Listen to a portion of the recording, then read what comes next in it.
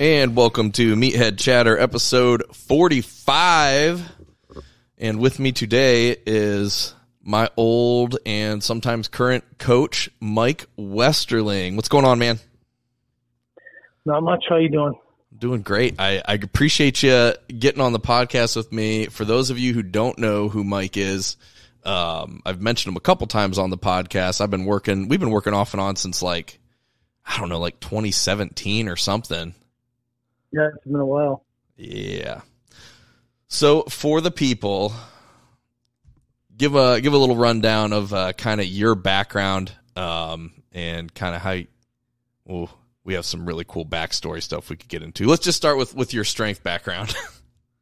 Well, when I was a little kid, I was sick all the time. I had really bad asthma, and I would spend a lot of time in the hospital. It was before they had like inhalers and stuff like that, you know. So whenever I had a problem, I was living with my grandparents at the time, and they didn't like me to go outside, an asthma attack or whatever. So I was always, pretty sick and scrawny and whatever. And then when I was I'm really bad with ages and dates, so you're going to have to bear with me. But when I was probably around like 8 or 10, I was reading superhero comic books all the time, and I saw this ad in the back for Charles Atlas. Back when I was a kid, everybody knew who he was, but I don't think anybody knows anymore. But dude, I've been collecting a lot of vintage weight plates, and I know he had some deep dish weight plates back in the day.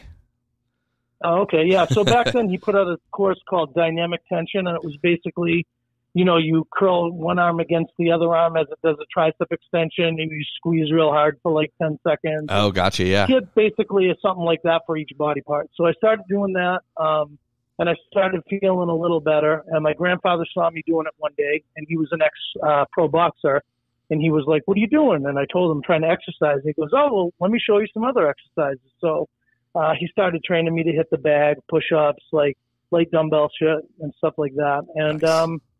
I just got into it, and I started getting in better shape and feeling better and getting stronger. And that was kind of where it all started. And then by the time I was 15, I was just totally into working out. Like I was your typical meathead. All I cared about was training. Right. I used to call my grandparents from school and say I'm sick, and then get me excused. And then instead of walking home, I'd walk to the gym and work out for 3 or 4 hours.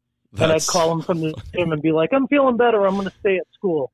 Dude, that was kind of my. You have the best background stories ever. I want to jump in real quick. Everyone, go buy Built by Mike, your ebook. It's at startingstrongman.com. Yep. And then, do you have it on like your website or anywhere else? No, I just sell it through Kale because he's been really good to me, and I don't want to. I think I had it somewhere for a while, but I took it down. Dude, yeah. So there is some great classic, like how you like pretty cool background, and of course great programming and methodologies too, which we'll get into after a little bit. But yeah, everybody hit pause, go buy that, and come back and we'll talk more. So all right, cool.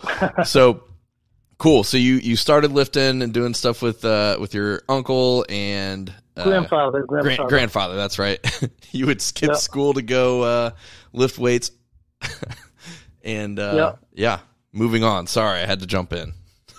Oh, no problem at all. So after that, when I was about 15, I was just a full-blown meathead, like buying all the different like Muscle Mags, Iron Man, all that stuff. And I was just totally into it. I competed in powerlifting a little bit, and I was starting to get more into bodybuilding just because the powerlifters at the gym that I was at, most of them were fat, and I liked the bodybuilding. You wanted to be jacked. Better Yeah, because they were like superheroes, Right. So I started doing, the programs out of the magazines and stuff. And as I would overtrain a lot. I'd try to make up for it if I eat too much. And then, stuff like that. Like I drink a whole gallon of milk before bed because somebody said it was a good idea. And then I ended up like laying in bed wanting to die because it hurt so bad to have a gallon of milk in my stomach, Right. So I got that book, Education of a Bodybuilder by Arnold Schwarzenegger. I started reading that, and he talked about how he always thought Germany was too small for him and he had to come to America and, live in California, become an actor, whatever. Yep. California when I was 15. I had $1,200 in my pocket when I got off the plane. I had about, I forget how much, I think I probably had like 900 and some change. Right. And, I wanted to go to Gold's Gym and work out with all the pros and learn what I could because I thought the magazines must be hiding something, Right. There's some special sauce out there. Yeah, exactly. Well, of course, we all know now that there is a special sauce out there, but that wasn't what I was thinking at the time. So I got there and I was staying in this crappy motel called like the Cat Motel or something shitty like that. It was like that after a couple my funds were dwindling. So I slept on the beach one night and I ran into some other kids that were on the beach kind of doing the same thing. Right. And the next day, they go, "Oh, what happened to those yesterday?" And they were like, "Oh, they were they're both in the hospital." So I started climbing to the roof of Gold's Gym because I figured none of the safer than, the meth heads or drug addicts or whoever back then would come up and get me. So I was sleeping in the air conditioning vent for about 3 months till I met some, and then I finally kind of had my own place for a while. Nice. For any questions about all that? So you moved out there when you were 15. Which is crazy. You slept on the beach and then you moved up to the roof because it was safer. And you were a weight picker upper in Gold's Gym, weren't you? That was my first job out there. I got a job picking up the weights, and I basically $8.50 an hour to walk around and clean up after people. Hey, $8.50 an hour for that. Back in the day, like that was better than minimum wage, wasn't it? I think minimum wage was $4 at the time, and I was 2 blocks from the beach, and our student $200 a month total. Oh, that ain't bad. $100 a week out of my paycheck towards that. So you were a bathroom and a shower, which kind of blew, but I just would walk to the gym and. Sorry, man. The audio's cutting out a little bit on the phone here.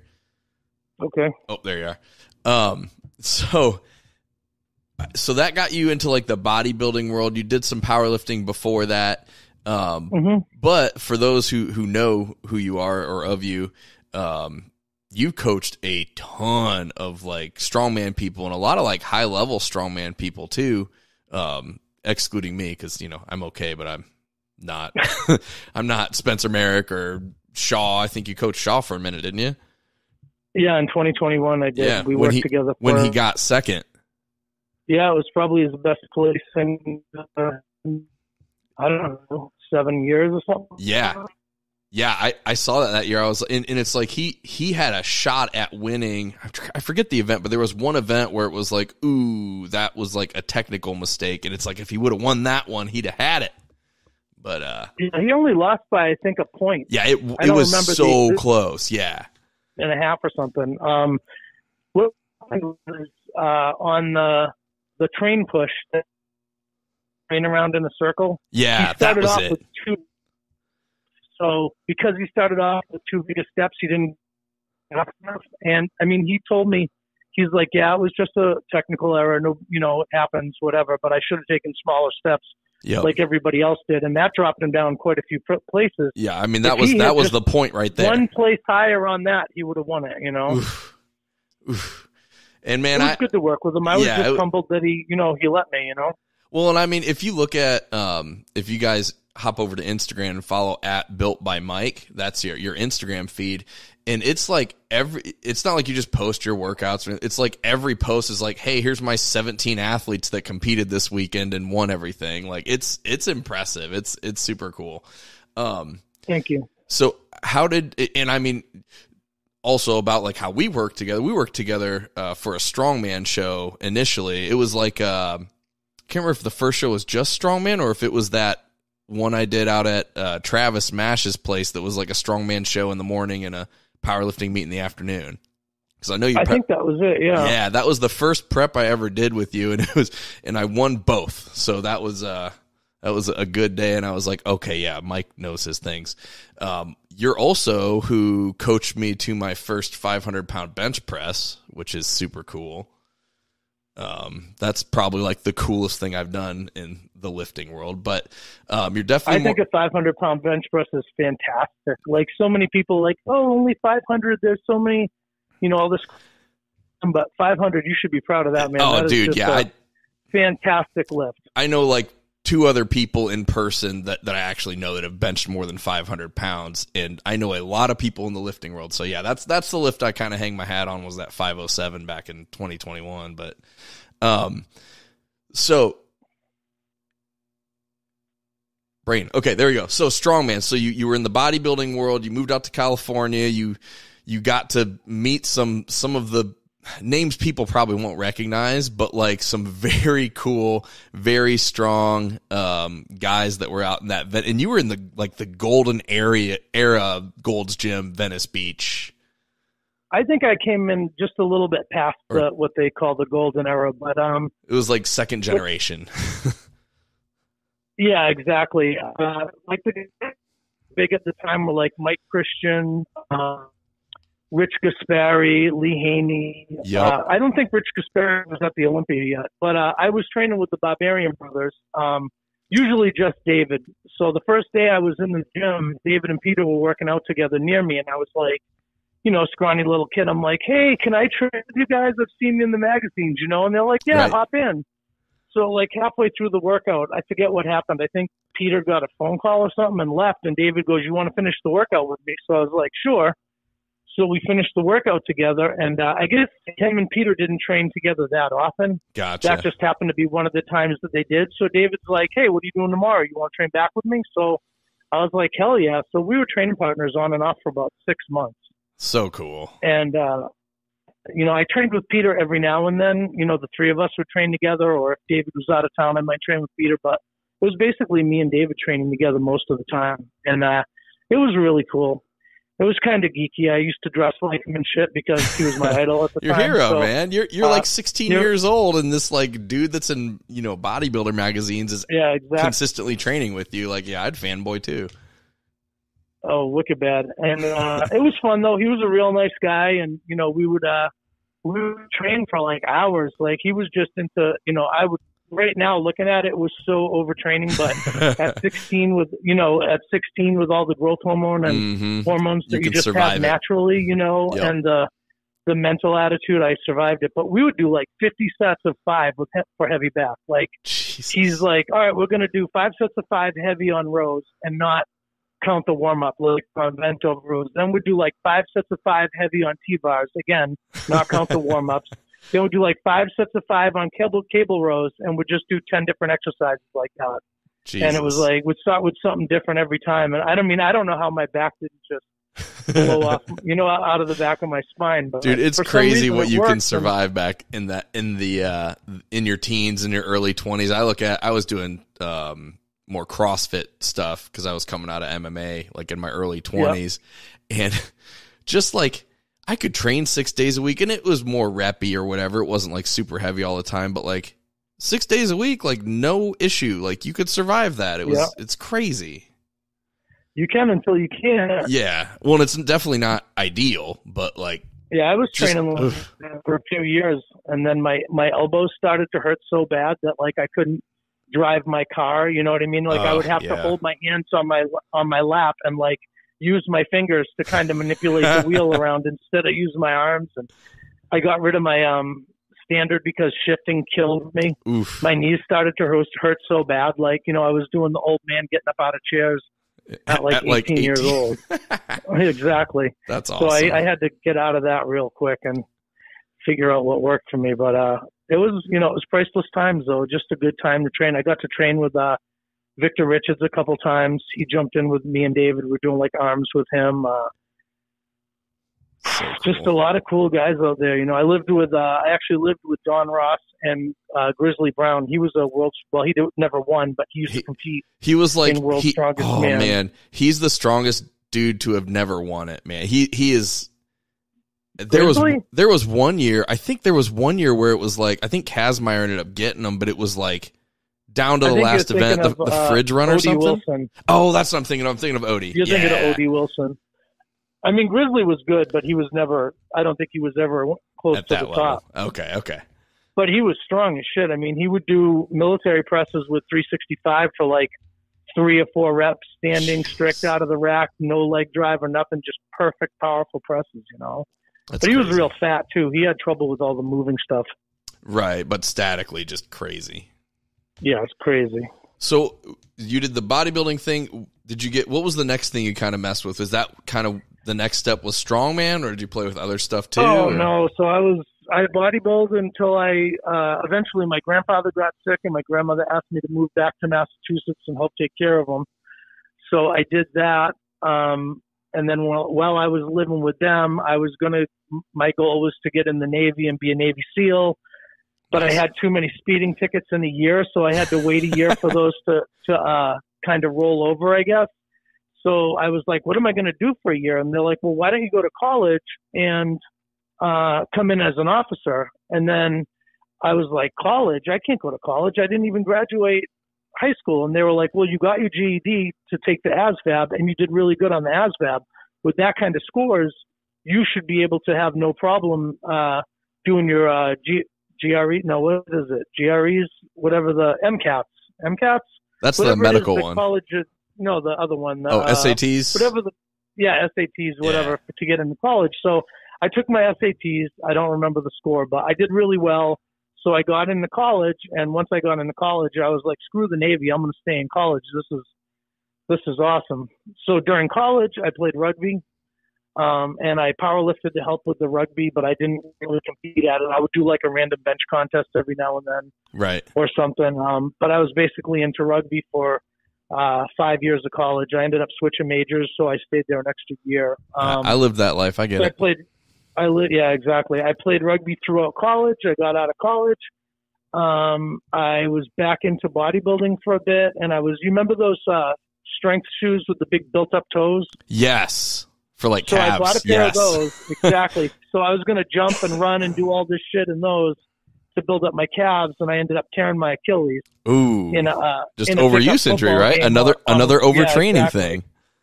Yeah. So that was in like a pickup football game, because my Achilles were so sore all the time, and I just kept trying to push through. So I tore that, and while I was rehabbing that, I was watching MMA stuff. So when I got done with out of the rehab, that was when the UFC first came out. So I was watching like Hoist Gracie kill everybody and then Ken Shamrock. And I was like, man, that guy's got to build. Yeah, dude, he was jacked. He was like the first or one of the first like jacked guys that was good. Yeah, he was a superhero looking dude too. And then I got into that. I started doing Taekwondo, and then they sent me to this Brazilian Jiu-Jitsu place because they're like, if you really want to do MMA, you need to grapple. That's where it's at these days. So I started you at least doing need that, to be able to defend it. Exactly. So I got into doing that at this place called the Dragon Slayer in Framingham, Massachusetts.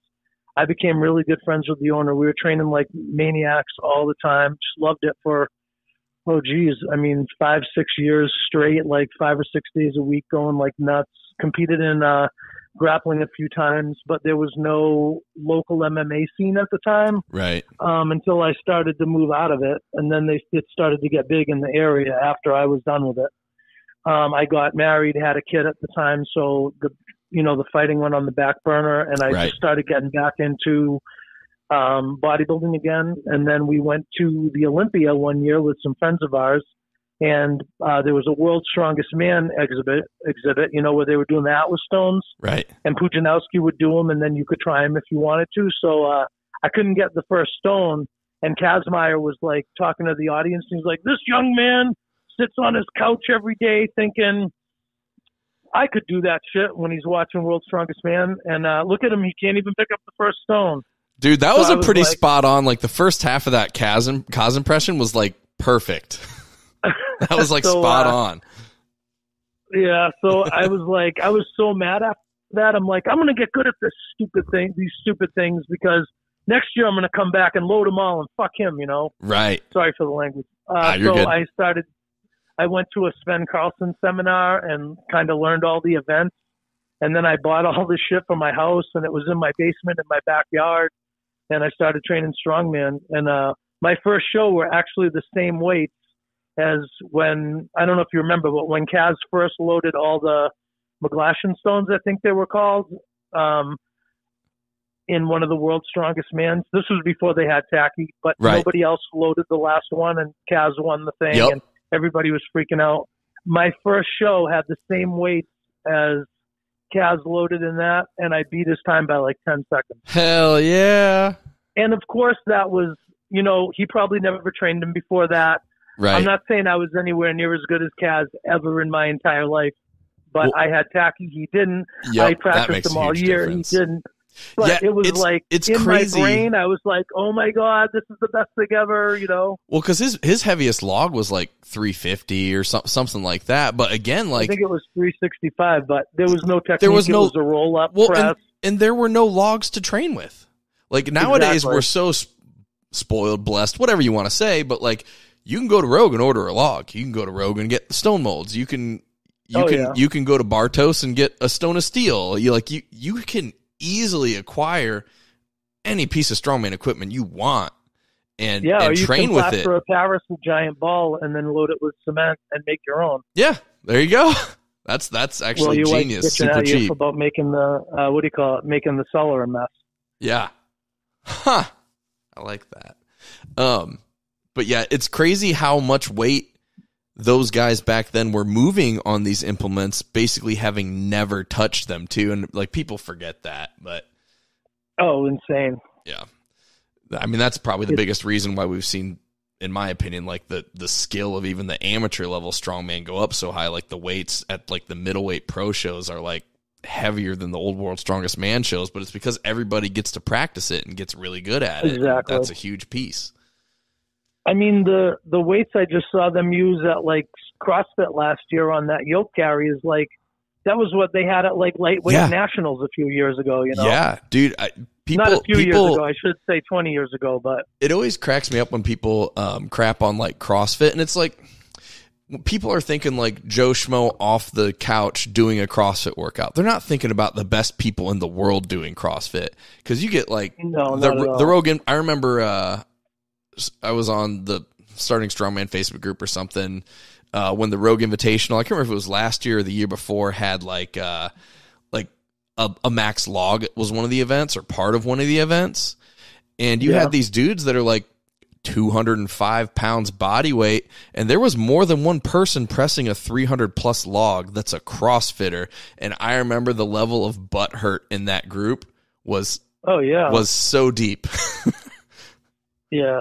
Well, I mean, those CrossFit guys are amazing. They're unbelievable, and your body can take it. You can, I don't know why people knock on it so much. I think just because it's hard to do if you're not built for it, and you'll fall apart if you're not built for it. It's definitely 5'8", 180 to like 200 pounds. Like is it like that's where it's at, and young enough to survive the volume. A solid background. Yep. But man, I mean, any sport, you get to the top level of the sport, everyone's a monster. Everyone's a badass. You shouldn't be surprised when they're better than an average amateur strongman competitor. Like I didn't understand the angst that I was seeing there. Yeah, it is crazy. Well, I think there's so many videos of guys doing, kipping pull-ups and thrusters with 95 pounds. Right. And everyone just thinks that's what it is. It's fast-paced, super light. And they don't realize that there's a lot of heavy lifting. There's heavy days, too. A lot of heavy training. And exactly.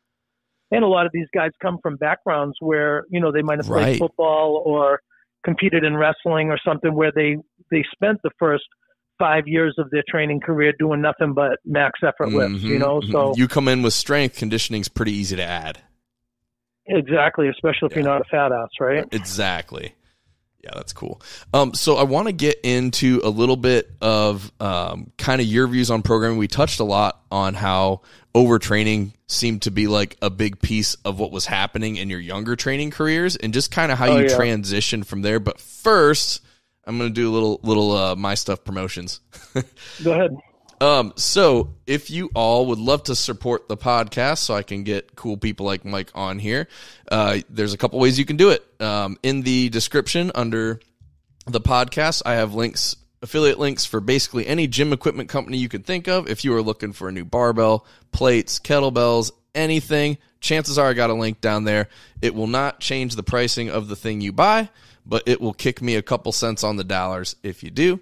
And then the second thing, as you guys may know, I am getting into like swinging maces and clubs quite a bit, to the point where I'm pretty decent at it, and I am now doing seminars kind of all over. We got 8 on the books as of now. 6 of them are purchasable through the gyms where they're being held at, and you can find them on the website, and 2 of them are purchasable through the website. Link is in the description. And back to the cool stuff. All right, so you were overtraining. It was causing some issues. You kind of, I know in your book you talk a little bit about Mike Metzger being a pretty big influence. So how did you kind of stumble across his stuff? Well, when I was in California, I would talk to him every now and then, or his brother Ray. Both super cool guys, but very headstrong and what he believed of.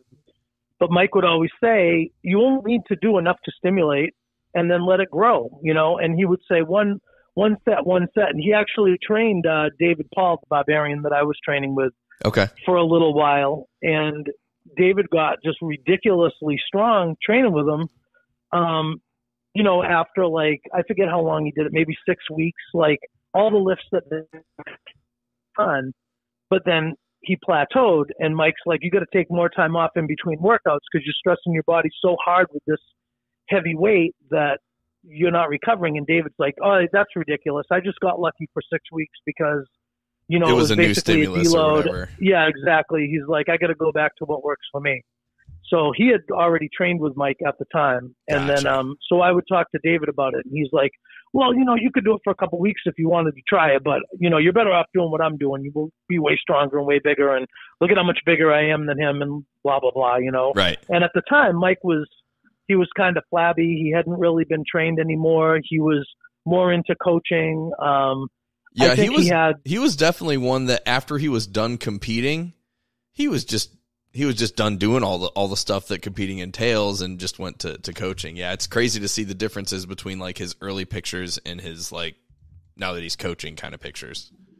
Oh yeah, I talked to him on the phone a couple times, and I'm like, "What's that noise? Are you smoking a cigarette?" He's like, "Yeah, I enjoy the finer things of life." I'm like, "Oh my god, are you serious?" You know? He's like, "I gotta have my cigarette and my coffee." I'm like, "You're kidding me!" But anyway, he was a good guy, and, you know, he kind of had me start thinking about that, and it was always in the back of my mind, and he would, whenever I emailed him or talked to him, he was always, you know, willing to tell me whatever. He knew I was, you know, he thought I was an idiot being so young and not listening to him, but. Right. But I mean, that's what you get to do when you're young. You know? Exactly. So I started to, when I was playing rugby, I started to do more of the low set, you know, 1 set to failure type stuff, so that I'd have more energy left to play rugby. And I also was following kind of Ed Cohen's programming approach with the basic stuff. So, you know, you'd start with like an 8 to 10. Next week, you'd go up and weight a little bit for another 8 to 10. The next week, you might go 6 to 8. The next week, 5s, 3, you know, whatever.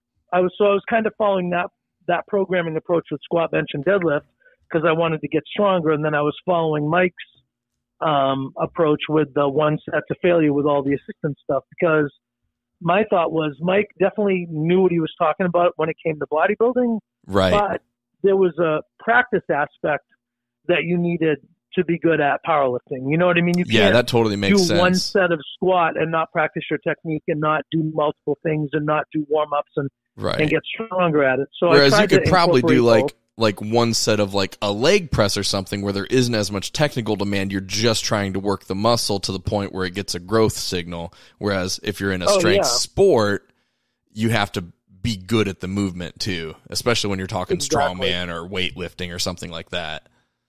I mean, you could do it with squats too, just the 1 set to failure, I think, and get good leg growth out of it. But you would never get that upper limit of strength that you would get by doing, you know, either speed work or multiple sets or, you know, technique work or whatever you want to call it on the way up. So like on a squat, I would do, you know, small jumps like I had you do, small jumps, lots of sets. So I got tons of practice without overtraining, and then do your top set of whatever it was going to be for the day. Yeah. And I tried to look at those sets on the way up as speed work, because anything, 40% to 70% is good speed training, right? So Right. you do your warm up and you start at like 40% and do a triple, and 45 do a triple, 50 do a triple, or 10% or whatever, depending on how much Right. practice you needed. And then I'd get to my top set and go all out. And I noticed there's, I forget the guy's name. I know Greg Panora works with him. I think they like do seminars together. He wrote that fifth set, I think it's called. Yes. Where you do like 4 sets of 2 or 3, I think, speed work, and then on your last set you rep it out. Yep. So I've been incorporating that into my athletes for a while now too. Instead of just having, 3s all the way up, I might have them get to a certain work weight and then do multiple sets with that, and then finish with a big one.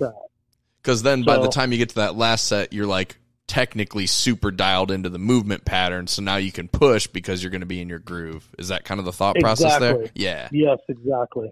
Like Swede. That's right. That's his name, right? Swede. I want to say MF Swede, but I don't know what the MF stands for. But I think I've seen that written somewhere with. But I follow Greg Panora on Instagram, and he's I've a good seen him follow. Yeah. Talk about him. Yeah, he's a super strong dude. I mean, world champion with gear, and then came back after strokes and made a world champion raw out of himself raw. Yep. And he always his team's puts out killing good it. information. I love his he'll put out just like captions with kind of like this is a stupid thing people do, this is how you don't do it, like kind of calling out the annoying not what you should be working on powerlifting stuff. He's a good follow. He actually started, I don't know if he actually started in the same gym I did or was there for a little while, but Pep's Gym in Maynard, Massachusetts was the first gym I went to. And Greg was there after I left, Greg was there for a little while. And some of my friends used to train with him or compete with him or were friends with him that used to tell me about him. Nice. Yeah, I heard him on Dave Tate's podcast. He's been on there a few episodes, but this last one, and I remember him mentioning Pep's Gym, yeah. Oh, did he? I'll have to check it out. Yeah. Yeah, that was funny. There's some good West Side stories on that podcast, as there always are, Oh, yeah. Yeah, Dave Tate has some good information out there, too. Yep, absolutely. All right, so you kind of were mulling over, thinking about Mesker's training methodologies, but kind of seeing there might be some gaps when it comes to performance compared to building muscle. And is that kind of how you worked on developing kind of your system, is just kind of filling in those gaps? Yeah, so my system was kind of, so I don't know if you know, when I first got into strongman, Steve Carrot helped me out a lot. He was a great American strongman. Jesse Morendi helped me out a lot. Josh Thigpen, Travis, they were all really good. And Brian Shaw, that's how I ended up working with him, is because way back when I got into it, it was about the same time he was, and we talked a little bit. And then in 2000, I forget what year I worked with him. I think it was 21 or 2020. I emailed him and I was like, hey, I've been watching your training videos and stuff, and I think there's some stuff that you could be doing better. And, you helped me out. And he knew I had worked with Kristen Rhodes, and she was killing it. Yep. And I said, you helped me out in the beginning. You were willing to help me out when I asked, and I think that I could help you out. Return the favor. If yeah, exactly. And he said, oh yeah, I'd love to hear it. So I emailed him back and forth and told him some stuff I thought he should work on, and he said, yeah, I'll like to have you coach me this year. And then we started working together after that. And I thought he did awesome. I think he was a little discouraged because his deadlift wasn't as high as it has been in the past. Right. But part of that was he was getting old too. Well, he was getting old and he had hamstring injuries, and he would say, my deadlift was doing better when I was doing a lot of extra hamstring work. And I'm like, yeah, but when you do a lot of extra hamstring work and you got to run with a yoke and your hamstrings are tight and it takes, you're going to be able to do anything. So my looking at him was, I wanted to make him as all around good as possible, because I knew. Right. Because that's what wins, especially world's strongest man. Exactly. And he would win the log and the deadlift and then not do that, not do good enough on the others. So my thought was, if you were good enough on the log and the deadlift and won everything else, or were at the top on everything else, you're going to be, you're going to be healthier, you're going to be stronger overall, and you got a better shot at winning. And I mean, we almost did it, Yeah, And, God, I was stoked that year because I was watching the whatever the updated spreadsheet that Kale puts out. I was watching it as things were happening, and I was like, oh, barely. Yeah, it was. Yeah, I cool. was bummed. I mean, I like Tom too. Don't get me wrong. Yeah. He's doing great, and he's an awesome champion. I've always been a Brian Shaw fan. Yeah. Well, and I mean, it's just nice to it'd be really cool to see him get his 5th, and it just looks like it probably isn't going to happen. I mean, not that 4 is bad, but like it'd be nice to have someone, because Marius was unbelievable. He looked like a superhero. He was so good, but that was also when like you had World's Strongest Man and the IFSA split. So Big Z went over to IFSA. Marius had beaten Big Z, but then like, and it's not that the guys at World's Strongest Man, it's not that World's Strongest Man guys were not as good as the IFSA guys per se, but like just not having them all in the same pool, you couldn't really. Yeah, you don't know. Yeah, but then when you saw the IFSA guys come back, because the weights over there were so heavy, Big Z and everybody else that came back from IFSA just started like ruling World's Strongest Man. So it would have been nice to see Marius compete against those guys. And I mean, how many titles would Big Z have if he was competing at World's Strongest Man that whole time instead of going over to IFSA? Well, you never know too, though, because Marius competed for, what was it? He won 5, but I think there was like a gap year here or there, right? Yep. So, I mean, think about being at your peak strength for 6 or 7 years in a row. You know what I mean? How much longer was he going to maintain it when Big Z came back? I mean, he was pretty much done at that point. That's a good point. Now, I don't know if Big Z would have beat him all those years. He probably wouldn't have in the beginning, but then as the weights went up and Big Z got stronger, maybe.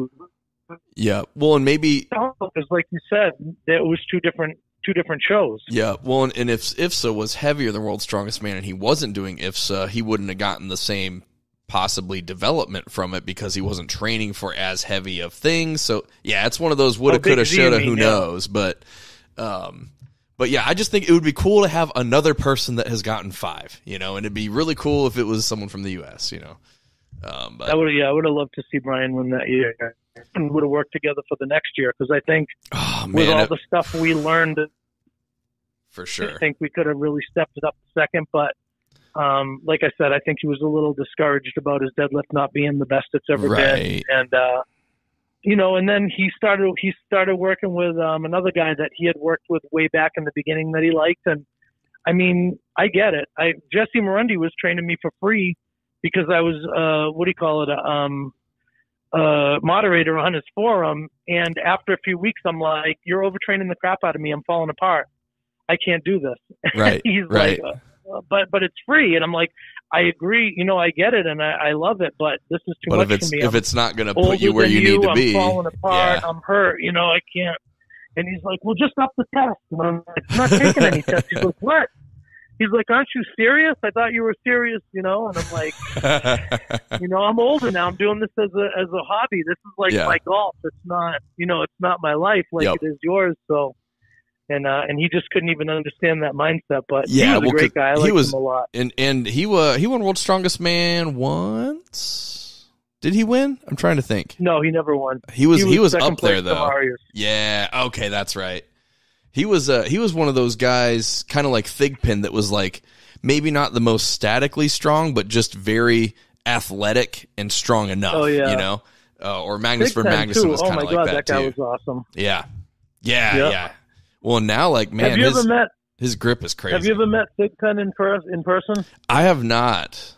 I would love to. So I met him and Jesse the same day at Mohegan Sun in Connecticut, and the two of them don't even look like they belong in the same species as the rest of us. Like they were super tall. It's crazy. Lean, like I just remember hands were like cinder blocks. Like I was like, "What are you made out of, dude? You're made out of like stone."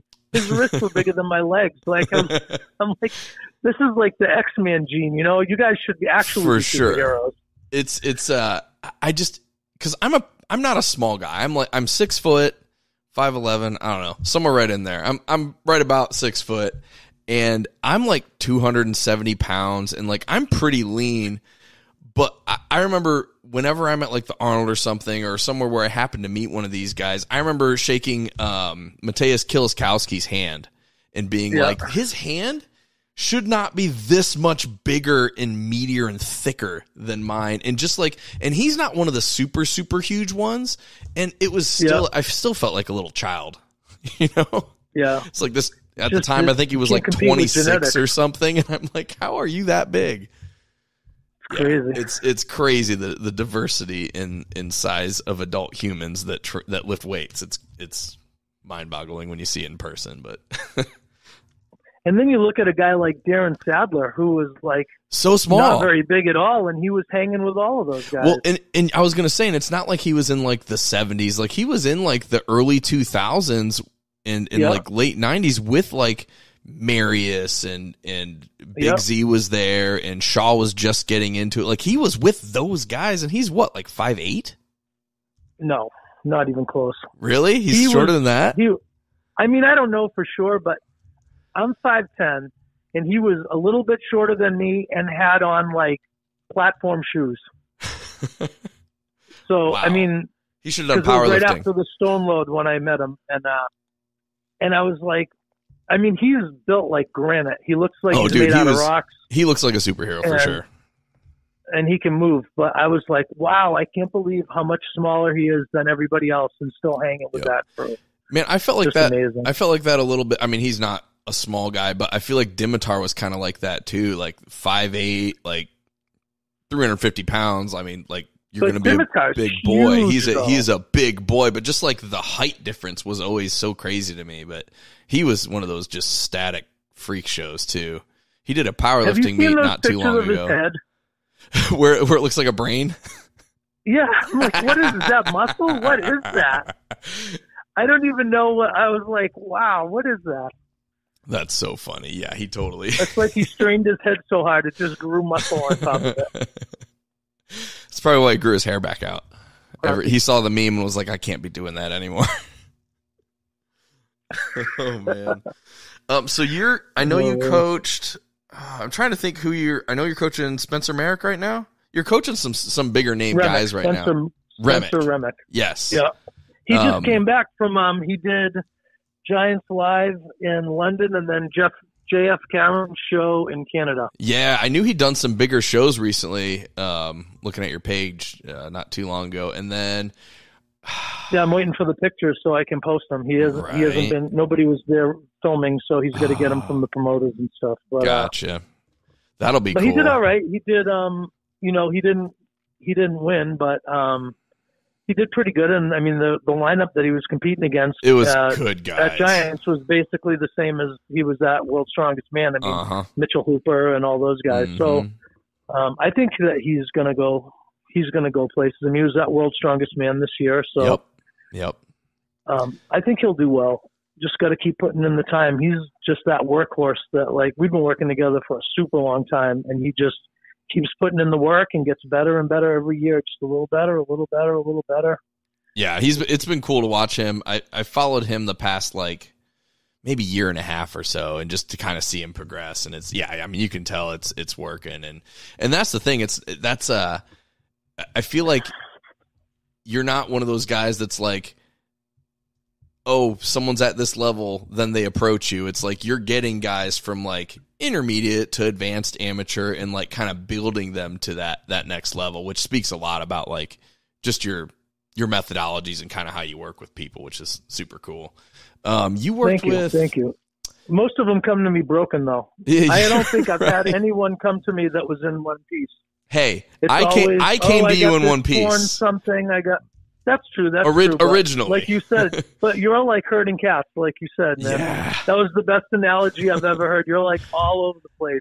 Man, you're like, I want to power lift. And then like halfway, you're like, my back's kind of tweaked. I want to do MMA. Oh, my toe's broken. I want to go and fight lions. Oh, wait a minute. I'm going to try to swing this car over my head. But, no, but it's cool though. You know, you learn a lot of stuff that way. And man, I was kind of the same way. I was very non-coachable. I was always wanting to do something new, try something else. You know, if I was my athlete, I would probably show up at my house, shoot me in the face, and then leave. So I get it. Yeah, I love to, like, so I've had, like, lots of random goals over the years. It started with strongman. It went to powerlifting. I was on, like, a kettlebell kick for a minute. I was thinking about maybe doing Olympic lifting.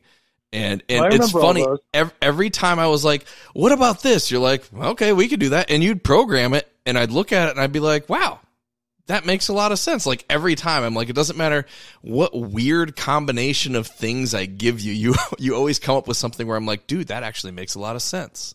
And I think it's because you've done, like, so many different things and played in so many different arenas that, like, you get it. And I actually started personal training people when I was 16 at Gold's Venice. And, you know, I've been doing it on and off through college. I did it, you know, and then I did it full time after I graduated from college. I worked as a chemist for a little while, and then I was still personal training part time, but then I got laid off from that job and just went to full time. And I mean, that was 30 years ago, you know? So it's like, I've trained bodybuilders, powerlifters, strongmen. I had a girl that I trained for, you know, the fitness competition. She won the Arnold. Annette Perry. Yep. I couldn't tell you the year. You'd have to Google it. But she won the Arnold in fitness, you know. So I've worked with all these people, from firefighters, MMA guys. So, you know, and most of the people that I started working with came to me broken. So it's always that build-up phase. Like, I don't remember Marshall White. Say that again. I'm sorry. Marshall White, the strongman. Do you remember him? Oh, yeah. So actually, Ryan Bakke was my first strongman client. We were training together when I moved out to Arizona. I actually moved out here to train with him and Scott Porter and Kevin Nee and all those guys. Yep. And that was this crap show that you wouldn't believe. Like, nobody ever showed up on time. Half of the people didn't show. They canceled last minute. We're going to do it tomorrow instead. It was a nightmare. I'm like, I can't wait to get out there and train with pros, and we'll have like a set schedule and everything. But anyway, one day me and Ryan were talking. He's like, I think I'm going to give up strongman. I'm falling apart. My elbows are killing me. I can't even pour milk for my son. And I'm like, well, why don't you try this, this, and this? Why don't, instead of giving it up, try these things? And he's like, why didn't you ever mention this before? And I'm like, well, because you guys are all pros, and I'm just getting into it. I'm a nobody, you know. I'm just trying to learn what I can from you guys and train and keep up the best I can, you know. And he's like, well, I wish you would said something. So I started training him one-on-one in my garage, his garage, whatever, back and forth. And he made a comeback at America's Strongest Man? I forget what it was that year. And he did really well, but he hurt something on the yoke, so he ended up pulling out of the show. But through him, I started talking to Marshall White, who was a super volume guy. Like, you got to do more, got to do more, got to do more. Right. And I would say, well, you know, I think you're doing a little too much. And he'd go, well, I can a front squat 200 pounds more than you. So what the fuck do you know? You know? And I'm like, there I am swearing again. I'm trying so hard not to swear. No, dude, you're good. Let it fly. I want to pick it because my daughter swears because of me. And I'm horrible. But anyway, okay. Well, she's 23 now. She's going to do her own thing. But anyway, I was training Marshall, and I'm like, I mean, I wasn't training Marshall. I was training Ryan, and Marshall was constantly in his ear. That's not enough. You need to do this. That's not enough. Yep. So me and Marshall would argue constantly, back and forth, online, through emails, on the phone, like, because Marshall was convinced that I'm an idiot. I don't know what I'm talking about. I'm going to ruin Ryan. Ryan would be doing so much better if he trained like Marshall, squatting 3 days a week or whatever. So one day Marshall calls me up. He's like, dude, I tore my bicep. I'm screwed. I need your help. What do I do? So he came out to Arizona, stayed at Ryan's house, and, you know, we talked through a plan. And I was like, this is what you need to do. This is why I think it happened, whatever. And we started working together. And I think it was 5 months after his bicep surgery, he came in either third or fourth at America's Strongest Man. Wow. And I was actually programming for Mike Caruso, Carl Formel, and him. And all three of them were in the top 5 that year. Yeah, I remember Mike Caruso. He was an RP strength guy for a minute, wasn't he? I don't know what happened to him after I worked with him. That was years before he got to RP, I think. But he was awesome. I mean, he was just an amazing athlete. Yeah, he went to Worlds, I think, one or 2 years, like in the mid 2000s, like 2010 or something, or 8. Well, he did after I stopped working with him, but I know he did a lot of good. Yeah. a lot of good, impressive things for sure. That dude was jacked too. But after that, I got Kristen Rhodes was like, hey, I think I could be good at this, but I keep hurting my back. What do I do? So I started working with her. Marshall was the one, I think, that told her to call me. So I started working with her, and I mean, after that, she won everything. She went from 1 year getting hurt and having to drop out of America's Strongest Woman. She won it 8 times with me. 3 times she won Worlds. She had, a few. Strongest Woman was trademarked, and they weren't using it, so it was Strongest Woman in the World. Yep. That she won. So the World's Strongest Woman title eluded her at that point. So even though she was technically the World's Strongest Woman, the actual title, the trademark title, was not being contested. So, and then she had gone a couple injuries. Oh, sorry, you broke up again there for a second. What's the last thing you heard? So she didn't get the World's Strongest Woman title because it was licensed, but she basically was, and anyone knows that. She beat all the. It was Strongest Woman in the World was the title those years. Well, it wasn't because the other one was trademarked, and she beat all the girls that would have been in the other one had the trademark one been out. Right. And then when it came back out, she was getting older. She had a few injuries, and she would have won it. But it came down to the final event was a car hold, the pick deadlift and hold it for time. Right. And the other girl dropped it, and she saw the other girl drop it, and she let go and goes, I won. But it turned out that the other girl won for her.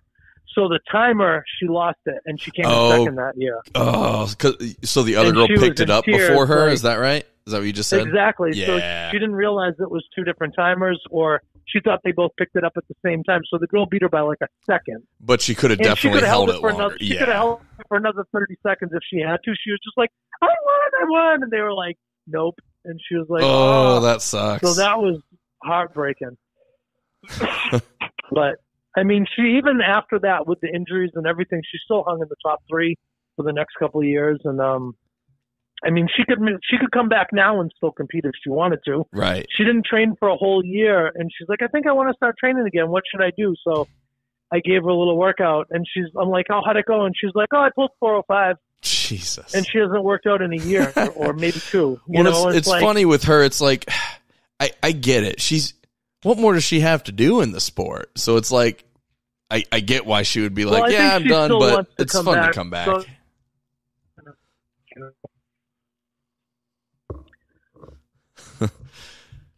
it dropped off again. Sorry, man.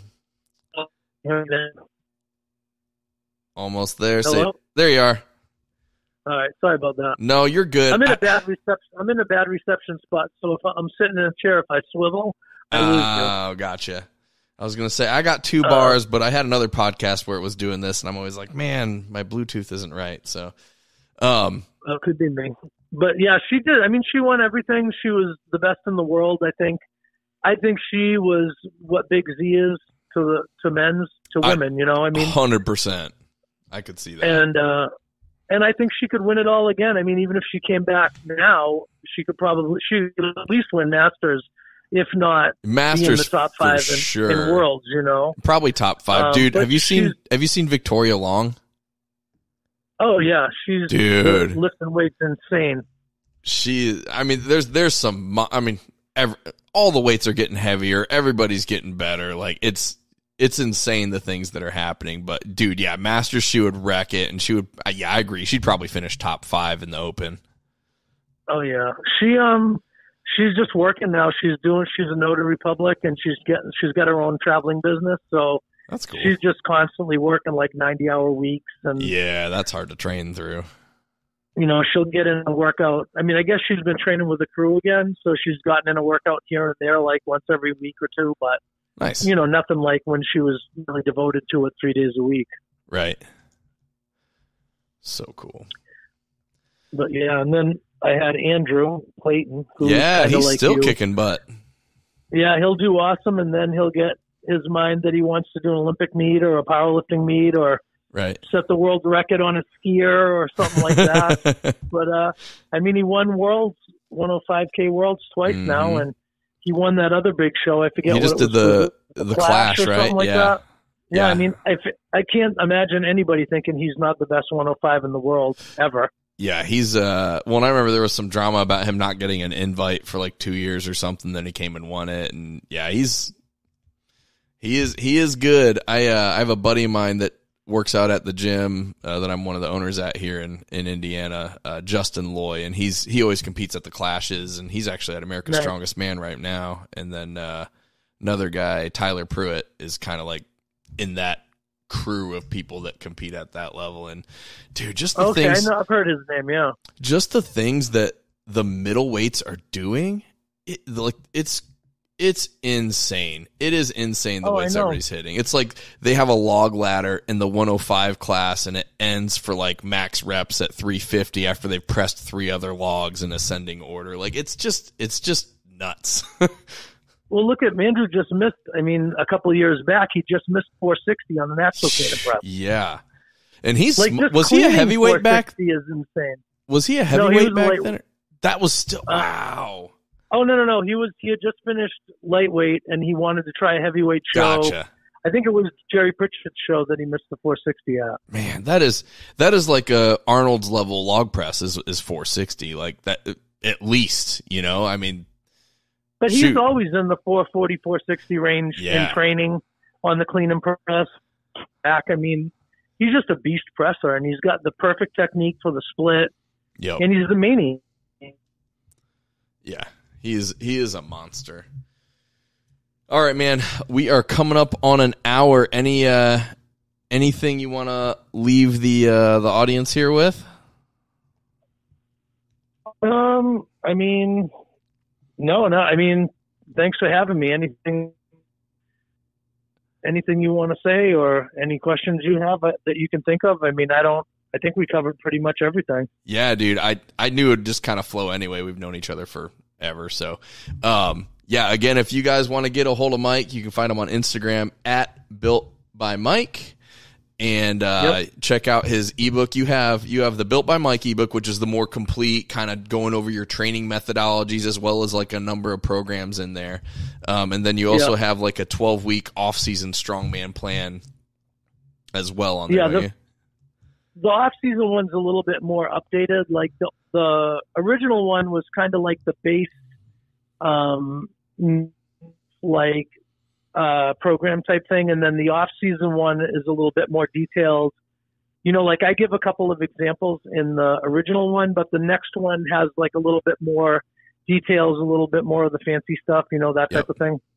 Yeah, I mean, they should just buy them both. I feel like they're both pretty cheap. I think that the off-season one's a little cheaper too. Like for $50, you'd probably get them both. And $40. I think they're 20 each now. That is a ton of information for $40. You ain't gonna get that like anywhere else.